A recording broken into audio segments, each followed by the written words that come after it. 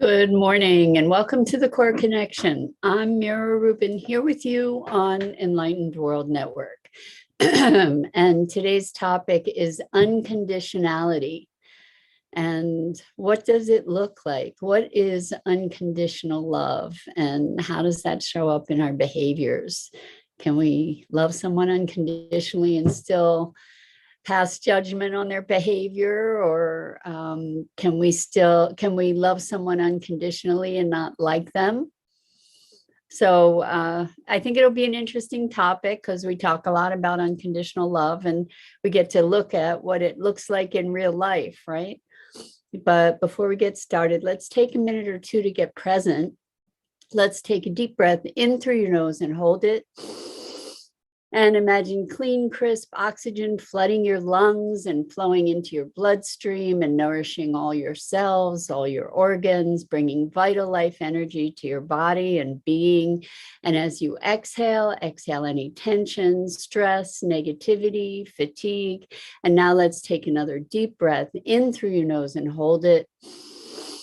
This time, imagine brilliant, bright light lighting you up from the inside out, illuminating, electrifying, and energizing all your cells, all your electrons, all your molecules, creating this brilliant beam of light out into the world, lighting your path and the path for others. And as you exhale any remaining tension, stress, negativity, fatigue, and now let's just gently press our palms together and very, very softly rub your fingers against your palms and feel the tickling and the tingling and that marvelous sensation that allows us to appreciate these physical forms that give us life.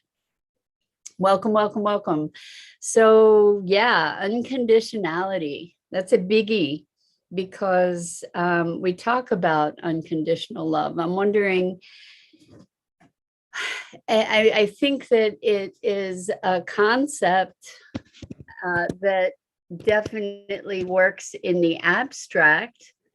And what I mean by that is when we're not confronted by the challenges of living, of communicating, of daily interaction and frustration and disappointment and betrayal and all kinds of other life occurrences. The concept of unconditional love can kind of go out the window. And so I wonder what it means to you. I mean, I do think it's possible to love someone and not like them. And if we think about that, if we think about loving someone but not liking them, is that love unconditional? You know, if we love someone and maybe the interactions between us are toxic and we elect to not have communication with them, are we loving them unconditionally? Are we still able to love them unconditionally? I think it's an interesting conversation. So I want to let you guys know I don't see any comments, which is why I'm not responding to them. So if you are commenting, I checked on Facebook. It looks like we're live, but like I said, I'm not seeing comments. Maybe I should just go check Facebook again to see if anything's happening. I don't see anything yet. So I think, the idea of, there you go, Dennis. You're so kind. So good to have you here with us. I really appreciate it. And we're talking about unconditionality. And what does that mean? Does it mean lack of judgment? Does it mean like suspension of judgment? If I love you unconditionally, does that mean that I don't judge your behaviors, or that I don't have conflict with your ideas or opinions? Does it mean if I have unconditional love that we have um,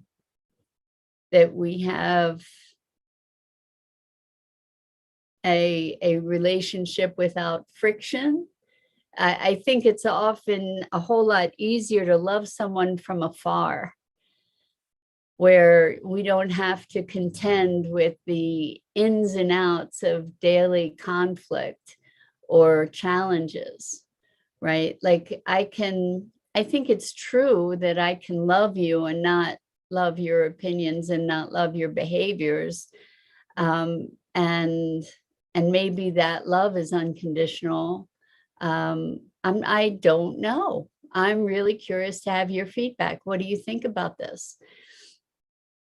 As I said in the beginning, I think that unconditional love is something that works really well in the abstract, when we're not confronted with the moment to moment, day to day challenges of life's interactions, right? But to be in a space of unconditional love, how does that impact our ability to accept different people's perspectives, different people's beliefs and behaviors? If somebody acts in a way that is just offensive to our core, can we still love that person unconditionally? And if we do, what does that mean? How does it impact our behavior? How does it show up? Does it change the fact that we have disagreements? Does it change the fact that we're fighting? Maybe we can be outright fighting. Can we still have unconditional love when we're fighting? And if that unconditional love is completely divorced from circumstance, what does it mean? What impact does it have? What difference does it make, I guess, is the question. If I love you unconditionally and I'm not talking to you, what does it matter that I love you unconditionally, right? I think it's more than a semantic argument. I think it's more than a semantic conversation, because it is something that we talk about a lot, is unconditional love, and something that many of us aspire to. Does unconditional love mean unconditional acceptance of what? Of objectionable behavior, of offensive actions? I'm wondering, and what is the value? Why do we place such a value on unconditional love? Maybe true love is unconditional. Maybe it's I love you no matter what. No matter what you do, I love you. Does that mean I'm going to continue to have interaction with you? If you've abused me, can I love you unconditionally, and would I have anything to do with you? How does that work? I think that love is a transcendent emotion. Actually, when the truth is, I think when we're talking about unconditional love, we're not talking about emotion at all. I think we're talking about a state of being, where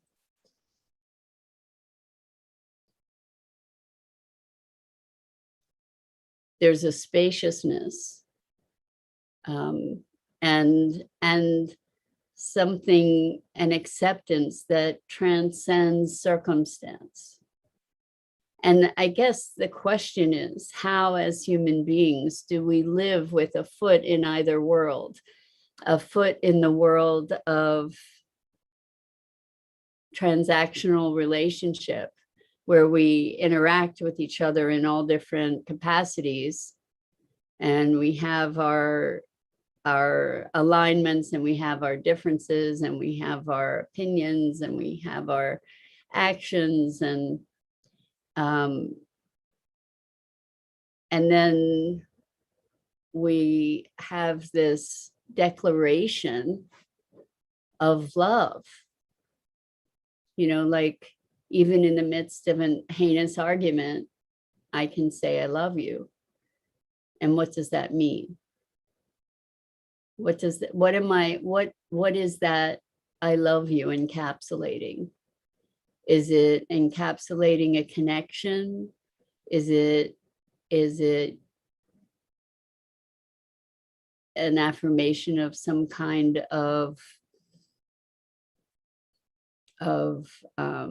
bond?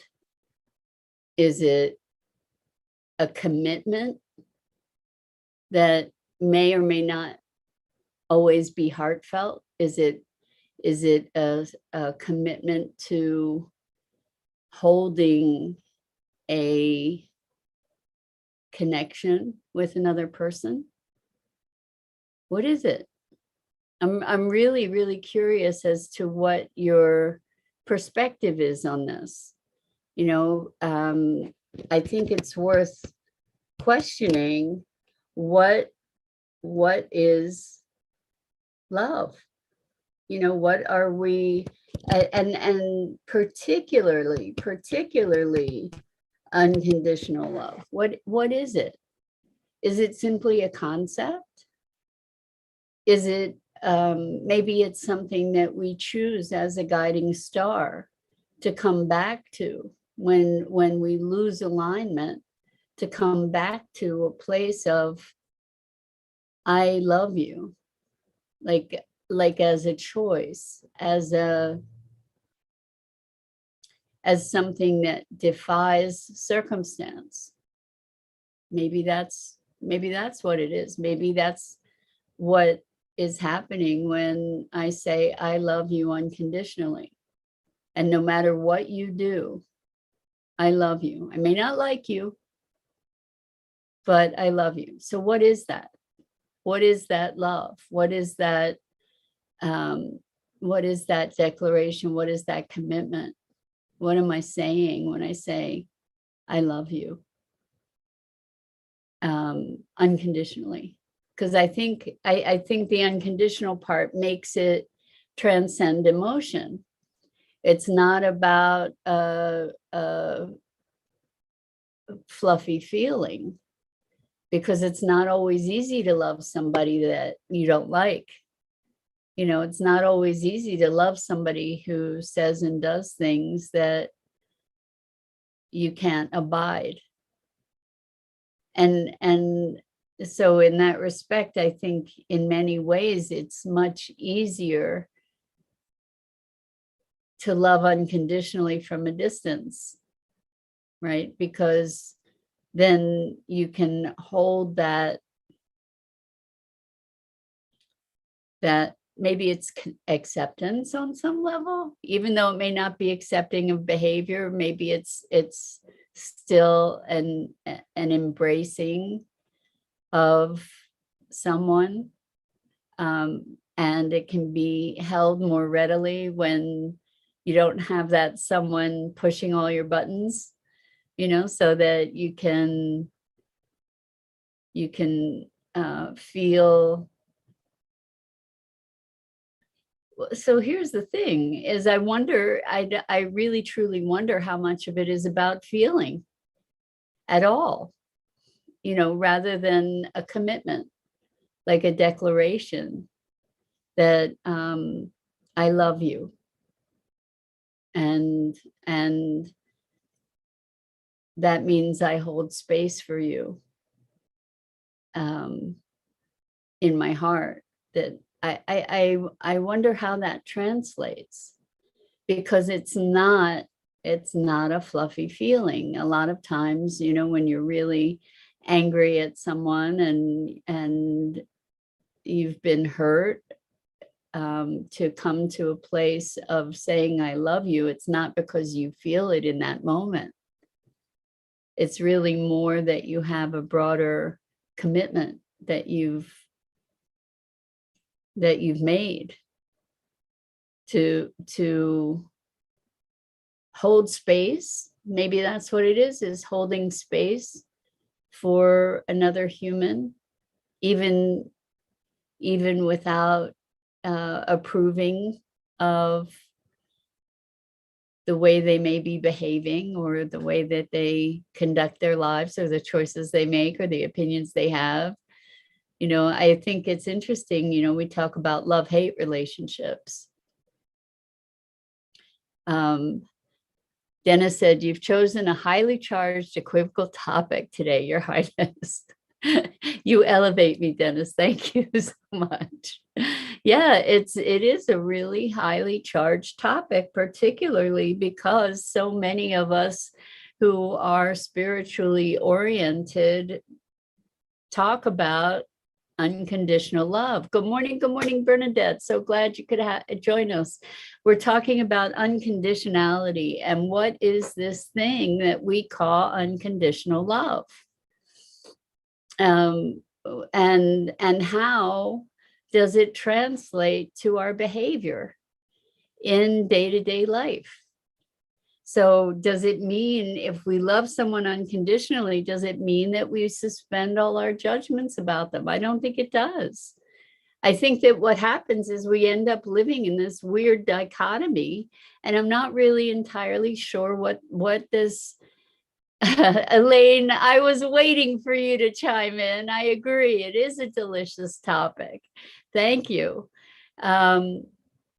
Yeah, I mean, it's a really, really interesting conversation, because, we take it for granted. We talk about unconditional love, and we elevate that notion. So Bernadette says unconditional means no judgment. Okay.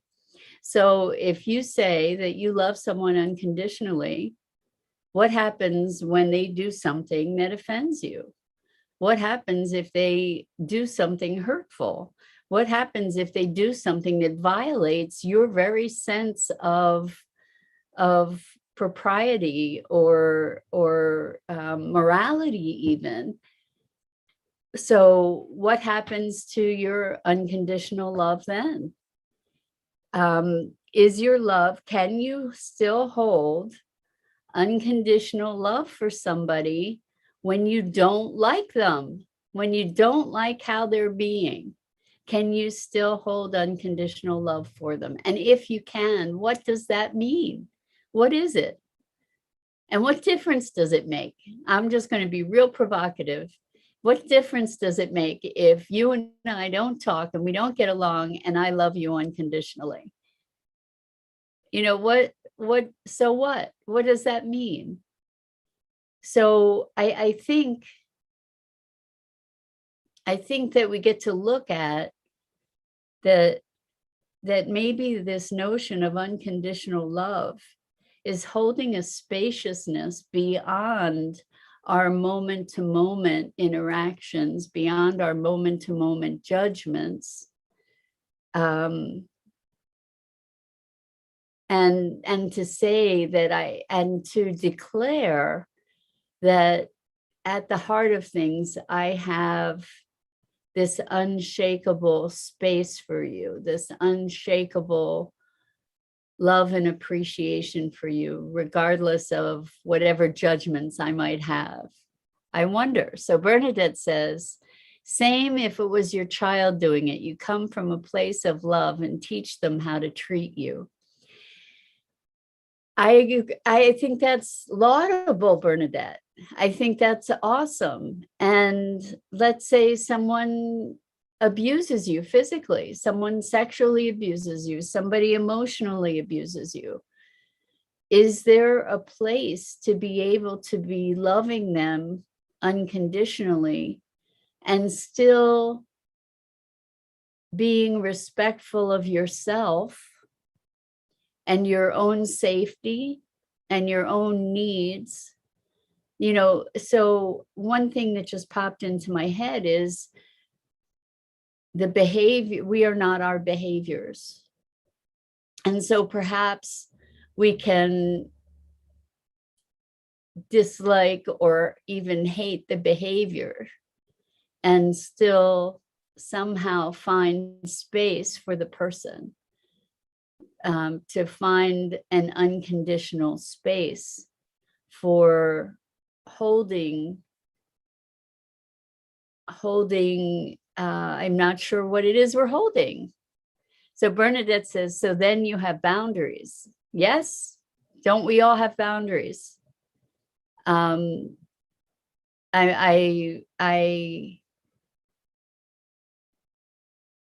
believe that we get to set boundaries on how we allow ourselves to be treated. What we get to set boundaries on, what kinds of situations we subject ourselves to. We get to be respectful of ourselves and our well-being, and that we don't have an obligation to be abused, to receive abuse. And we can also recognize that the person who's being abusive has their own challenges and their own wounds, and we might even be able to forgive them that, but does that mean that we need to subject ourselves to it? This is thorny stuff, people. This is the real deal, these questions. I think it's really important for us to be looking at what is this whole. Good morning, Lisa. So glad to have you joining us. We're talking about unconditionality, and really, is it possible to be to love unconditionally in day to day? Can we not like someone's behavior, not even like the person, the way they're showing up in the world, and still have this space of unconditional love for them? Bernadette says, I was abused as a child. Bernadette, I'm so sorry for that. I'm so sorry that you had to endure that. As an adult, I have set boundaries as to who stays over there and I stay over here, and as to he stays over there and I stay over here, and we shall never be alone together in any situation. And so you've set a boundary for yourself, Bernadette, that affirms your safety and your well-being. And my question, and this is a really hard question, is there a place to be able to hold the unconditional love for that person who was so horribly abusive and who probably was horrifically damaged? And what does it mean to hold unconditional love for them, if indeed you can? And how does it show up in your behavior? Lisa says, my mom would say, I love you always, but I don't like you very much. And I guess that's what we're talking about, Lisa, is so if someone loves you but doesn't like you, what does that do? What is that love? What does our giving unconditional love, what does it accomplish? What is it about? Is it about me as the person who is holding that love for you, who is holding that space of just space, let's say? Or is it about you? So Bernadette says, but it still comes from a loving place. Yeah, I think that we can be angry and resentful and still potentially hold the unconditional love. And I know it sounds like a terrible paradox, but Elaine says, love is the essence of my being. And I accept with practice all that I experience outside of myself as is unconditionally in the moment. For me, all is a reflection of myself. I'm truly freeing myself of all self-judgments, condemnation, and returning to the truth within. All is pure, innocent love beyond the human's role, playing out to assist me in my awakening to truth. And so, Elaine, it still comes back to, do you have disagreements with people? Do you have moments of anger? Are there moments when someone does something that that is unacceptable, and yet that love abides? So Lisa says it's harder. I know with my daughter uses it as a rite of passage to dictate my life, but I love her and she loves me. And I think it's so important to be looking at loving. Like, what does it mean? Bernadette says, holding love is about making a decision for your own safety, love for yourself. I think that that's absolutely one part of it. And Elaine says, not anymore, that you don't get angry anymore. And you don't, Elaine, like I said, you're a unicorn. And I'm so glad to have you be part of our conversations, because you've gotten to the place of transcendent non-reactivity.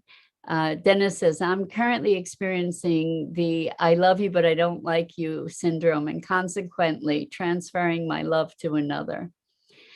Yeah, it's a thorny path, right? This whole thing about love. And the unconditional love is a whole different category. It truly is, because I think it is more a declaration and commitment than it is an experience of emotion. I think it is a holding of space and an allowance in a certain way, allowance for, I don't know. I don't have answers. So, but I am going to wrap it up for this morning. So maybe we can continue discussing this, because I think to be looking at the nature of love and the nature of unconditionality and how we manage to integrate that with our day-to-day interactions, I think it's a worthy topic. So anyway, I hope this has served food for thought. And I so appreciate you and your engagement and these conversations. I'm Mira Rubin. This is the Core Connection, and I go live each weekday morning here on the Enlightened World Network Facebook page at 9 a.m. Eastern. It's so wonderful to be with you. Please, please check out all the awesome other programming on Enlightened World Network. Bernadette says, being human and alive, I can still be angry, but the key is not to stay in that mindset. Acknowledgements of situations and move on to self-worth. Absolutely. Absolutely. And Elaine, this is to close it out. I feel you and me as the same, for there is no separation. However I treat the world outside myself, I do unto myself. And that is an awesome, awesome way to close this conversation. Thank you for that, Elaine, that we are the world.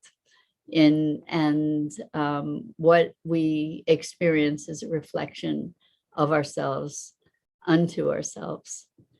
And yeah, lots to think about. So much love to you. Until next time.